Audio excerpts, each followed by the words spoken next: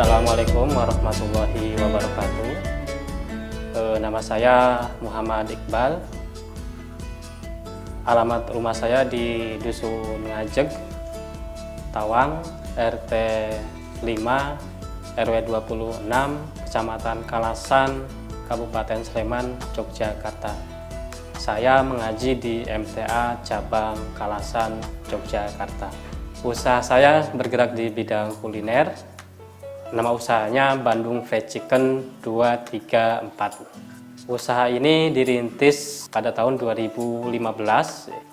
Pada waktu itu, setelah lulus sekolah SMP, saya merantau ke Jogja karena saya berasal dari Kuningan, Jawa Barat ya. Saya merantau pada waktu itu tahun 2006, ikut tetangga bekerja di Warmindo, semacam rumah makan tapi lebih kecil skalanya. Kemudian dari 2009 sampai 2014 itu saya mulai mengelola Warmindo. Jadi karena waktu itu ada seorang pelanggan yang menawari saya untuk mengelola Warmindonya, maka saya pun tertarik. Kemudian karena pada waktu itu saya menganggap bahwa kok usahanya seperti jalan di tempat ya, jadi tidak ada perubahan. Kemudian saya waktu itu berdiskusi dengan istri, kalau gini terus kayaknya kita nggak akan berhasil ya, atau kayaknya kita nggak bakalan punya rumah kalau seperti ini terus, karena kan waktu itu kita masih ngekos ya. Akhirnya pada tahun 2014 itu saya memutuskan untuk berhenti mengelola sebuah Warmindo itu, kemudian pulang ke kampung istri di Wonogiri. Di kampung istri saya merintis usaha membuat dan berjualan kerupuk yang terbuat dari singkong. Singkat cerita, usaha yang dirintis ini tidak begitu berjalan dengan baik dan hanya bertahan selama 2 bulan. Kemudian setelah itu saya kembali ke Jogja dengan berjualan gorengan. Kemudian juga kurang bagus hasilnya. Akhirnya saya pindah lagi jualan angkringan waktu itu.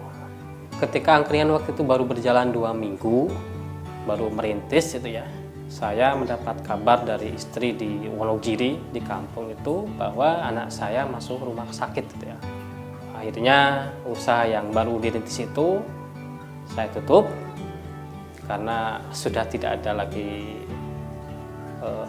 modal gitu ya. Kemudian setelah anak saya sembuh, keluar dari rumah sakit, saya merantau kembali ke Jogja. Karena pada waktu itu saya tidak ada punya pekerjaan, kemudian bingung mau ngapain ya, saya waktu itu keliling-keliling gitu ya. Akhirnya waktu itu saya melihat sebuah usaha pinggir jalan itu ya, kaki 5, kok rame gitu ya. Akhirnya saya tertarik, kemudian saya amati, saya lihat, oh jualannya ternyata fried chicken. Besoknya saya ke situ lagi, saya lihat bagaimana penjual itu menggoreng, kemudian menjualkan, saya lihat dari awal.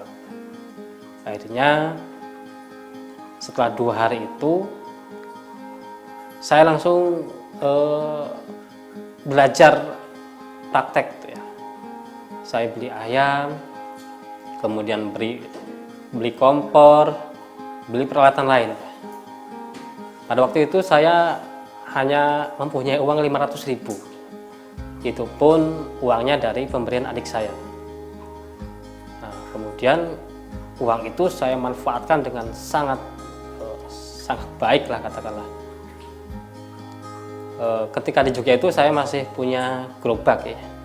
Gerobak itu hanya rangka gitu ya.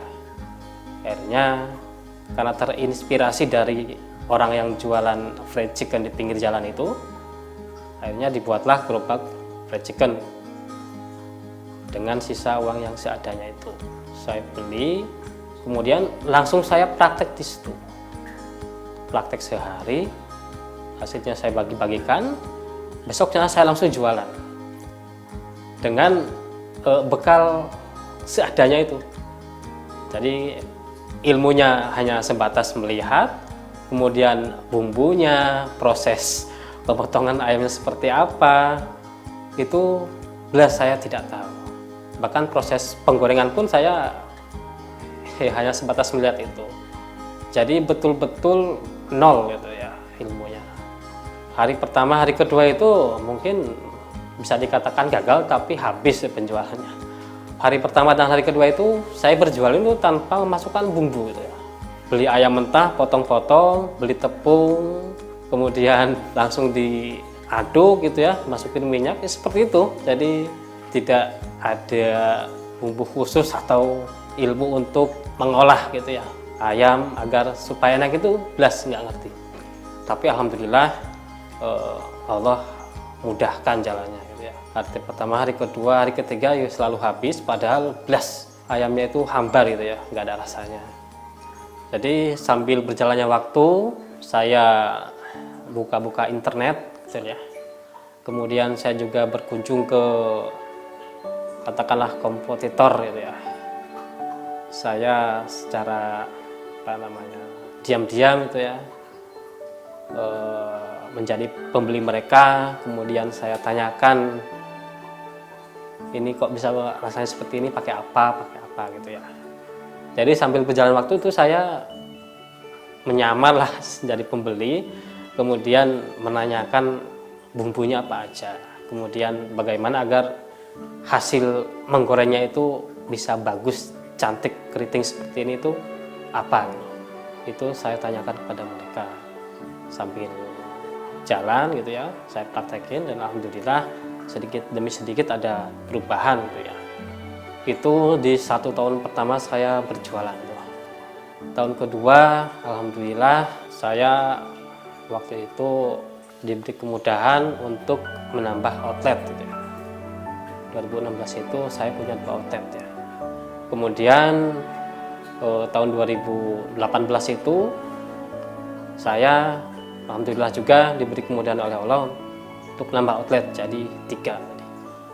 Kemudian memasuki 2019-2020 ini kan pandemi gitu ya. Alhamdulillah malah di musim pandemi ini omset penjualan saya meningkat sangat tajam gitu ya. Dari yang tadinya mungkin 3 outlet itu bisa dengan pesat nambah jadi 10 outlet gitu ya. Kalau dulu ketika masih hanya 1 outlet atau 2 outlet itu saya masih beli ayam hidup, potong sendiri. Kemudian sekarang saya langsung ambil dari rumah potong ayam yang insya Allah sudah terjamin kehalalannya. Dari proses pemotongan itu saya handle sendiri, karena ketika saya akan memasrahkan motongnya itu ke karyawan, yang saya khawatirkan adalah keselamatannya, karena saya motong itu pakai mesin ya. Kemudian setelah saya potong-potong itu saya serahkan ke karyawan untuk membersihkan, memarinasi, kemudian mempacking hingga dimasukkan ke freezer. Kemudian besoknya para karyawan mengambil ayam ke freezer itu. Ada juga yang dikirim untuk outlet yang paling jauh. Untuk saat ini ada 11 karyawan yang terlibat. Bagian yang marinasi 1, kemudian ditempatkan dari per outlet itu 1 orang karyawan. Ada juga yang 1 outlet itu diisi oleh 2 orang karyawan. Sistem penggajian bagi karyawan itu adalah sistem gaji dan bagi hasil. Setiap hari mereka mendapatkan gaji, kemudian ketika penjualannya mencapai target, itu mereka juga akan mendapat bagian dari atas tercapainya target itu atau bagi hasil lah. Kemudian juga mereka saya berikan tempat tinggal gratis, kemudian saya juga kasih makan. Jadi karyawan di sini ya alhamdulillah betah kemudian mereka juga senang dan mereka membuat kerjanya juga bertanggung jawab ya. Jadi semaksimalnya saya berusaha agar mereka itu kerasan dan betah. Dulu ketika merintis itu kan ya, biasalah sedikit, waktu itu cuma 2 kilo sampai 3 kilo. Sekarang alhamdulillah 100 kilo sampai 120 kilo sehari. Selain ayam goreng, saya juga menjual tahu goreng atau crispy, juga kulit crispy. Untuk harga jual per item itu variasi ya, ada yang 8.000 untuk ayam dada, paha atas, paha bawah, kemudian sayap itu 7.000, kemudian jeroan juga ada, kepala, hati, usus, ceker itu juga ada, rata-rata 3.000 per pack gitu ya. Kemudian untuk tahu goreng ini dijual dengan 2.000 itu 3 pieces ya. Kemudian kulit crispy juga ada, per cup itu harganya 6.000. Untuk saat ini 10 outlet yang tersebar di Jogja ini, yang pertama di Condong Catur, alamatnya Jalan Manuan Raya, Condong Catur, Sleman. Kemudian outlet yang kedua di Jalan Ngemplak, ini depan persis Majelis Ngemplak. Untuk outlet yang ketiga ini ada di sebuah teras minimarket di perumahan Banteng, Jalan Kaliurang. Kemudian outlet yang keempat ini juga di Jalan Kaliurang dekat SMK Muhammadiyah.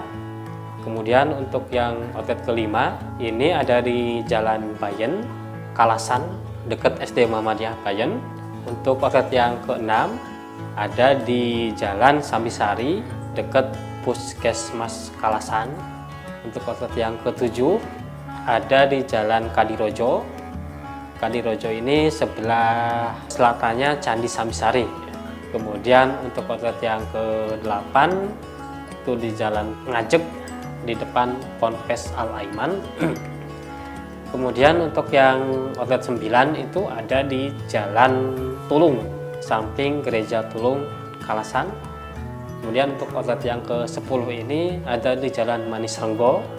Ini perbatasan Jogja Klaten, tapi sudah masuk wilayah Klaten. Semuanya produknya sama karena satu produksi ya. Untuk tambah nasi itu ada yang di outlet utama itu ya, di Condong Catur.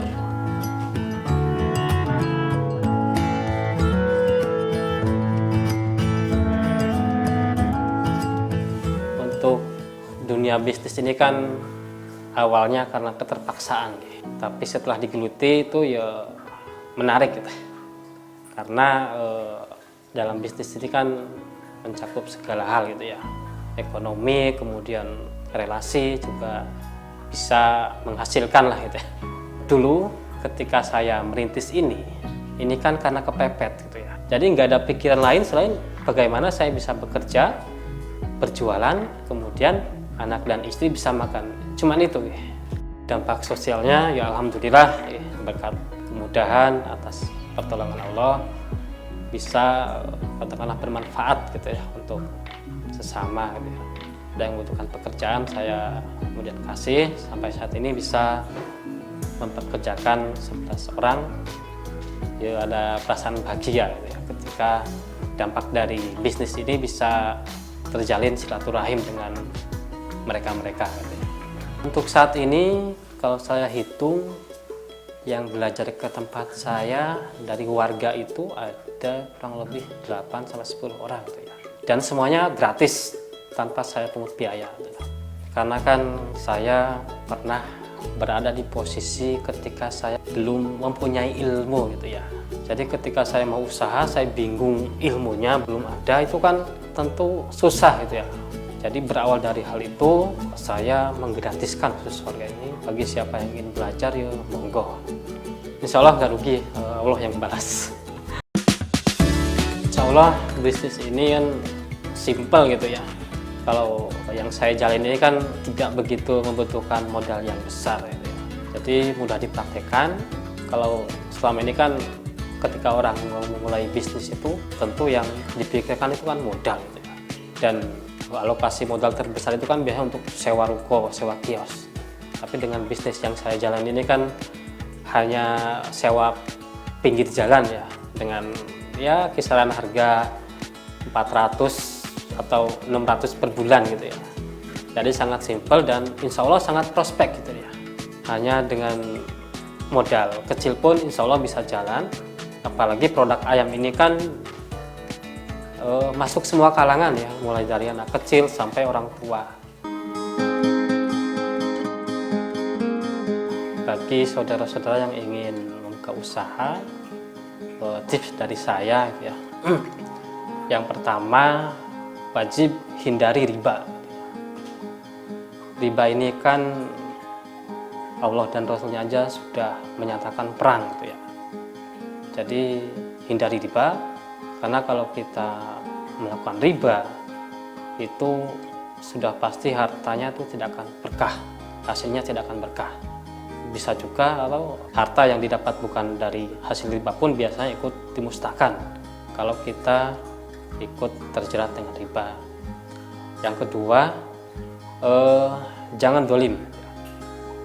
Dolim di sini saya bagi dalam 4 hal gitu ya.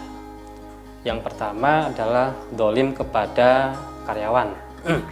Contohnya adalah ketika kita menunda gaji mereka atau kita memperkerjakan mereka di luar jam kerja, di luar kesepakatan gitu ya. Jadi memperkerjakan mereka tanpa membayar gitu ya. Kemudian dolim yang kedua itu dolim kepada customer. Dolim kepada customer ini kita menjual produk sementara kita tahu produk itu tidak layak gitu. Kemudian yang ketiga, dolim kepada yang punya lapak gitu. Kalau yang jualan kayak saya ini kan pinggir jalan sewanya per bulan gitu ya. Jangan sampai ketika katakanlah jatuh tempo sudah saatnya bayar sewa, kita menunda-nunda. Itu termasuk kedoliman juga. Dolim yang keempat ini adalah dolim kepada supplier. Ketika usaha kita itu lancar, itu supplier itu akan membuat kita itu betah belanja di dia gitu ya. Sehingga mereka itu kadang melonggarkan pembayaran pengiriman gitu ya. Jadi barang dikirim hari ini kemudian dibayar seminggu kemudian, itu kemurahan dari supplier. Nah, jangan sampai kemurahan dari supplier itu kita sia-siakan. Jadi wis wayahe dibayar ditunda-tunda lagi. Ini jangan sampai kita lakukan.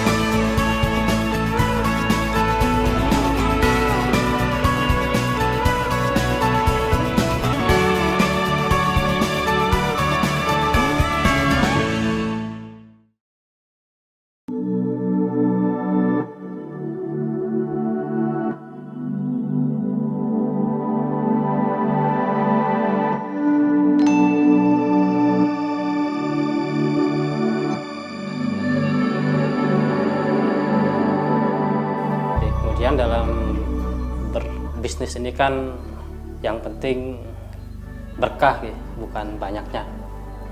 Berkah ini kan maknanya kalau nggak salah gitu ya, kalau dikasih banyak itu tidak membahayakan atau bahkan dia bermanfaat untuk orang banyak.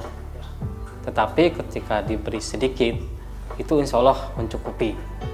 Jadi makna berkah itu ketika diberikan rezeki yang banyak, dia tidak membahayakan, malah bermanfaat untuk orang lain. Kemudian ketika diberi sedikit, itu sudah mencukupi.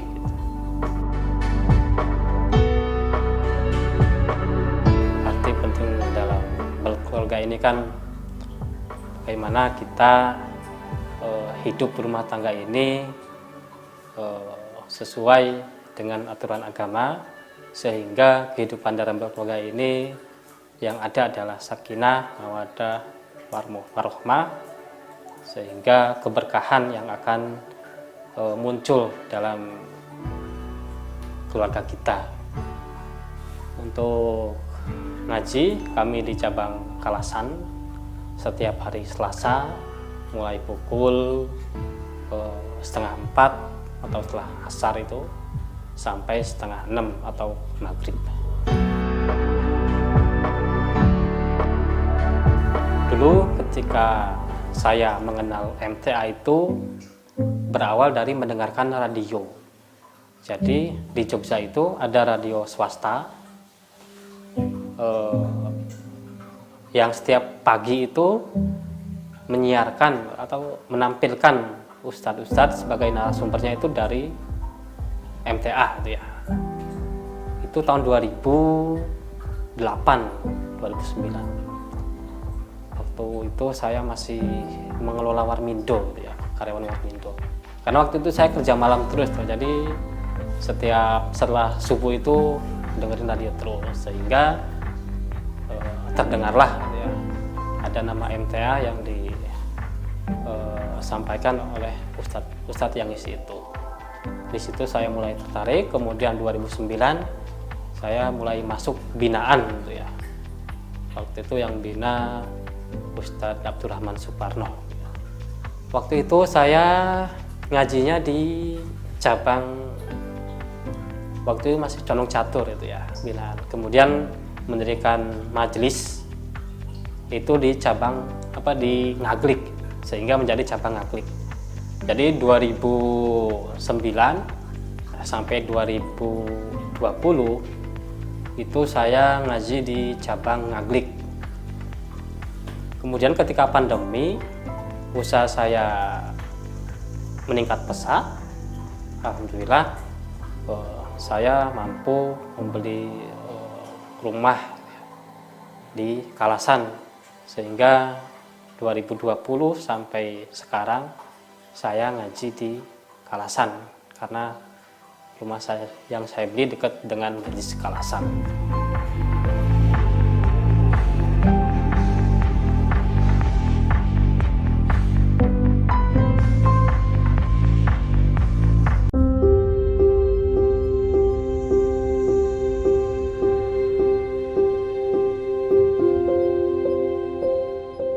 Untuk saudara-saudaraku, kita harus yakin bahwa ketika kita akan mulai bisnis, bahwa ketika azam kita sudah kuat, kita berdoa, kita tawakal, itu kita harus yakin bahwa Allah pasti akan kasih jalan itu ya. Modal utamanya adalah yakin. Saya sudah mengalami bahwa ketika saya berada di titik paling bawah gitu ya, nyata di situ ada jalan. Yakin bahwa bersama kesulitan pasti ada jalan. Bahkan sampai diulang sampai 2 kali ya Al-Isra itu. Sesungguhnya bersama kesulitan pasti ada kemudahan. Yang penting tetap semangat, kemudian jangan sampai putus asa. Niatkan semuanya untuk mencari ridha Allah. Insya Allah pasti Allah akan turun tangan. Man jada wa jada gitu ya. Barang siapa yang sungguh-sungguh, dia akan berhasil.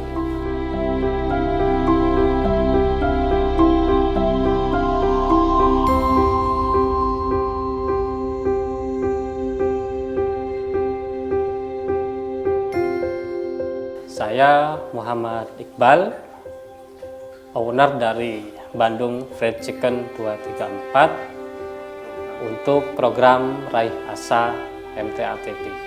Terima kasih. Assalamualaikum warahmatullahi wabarakatuh.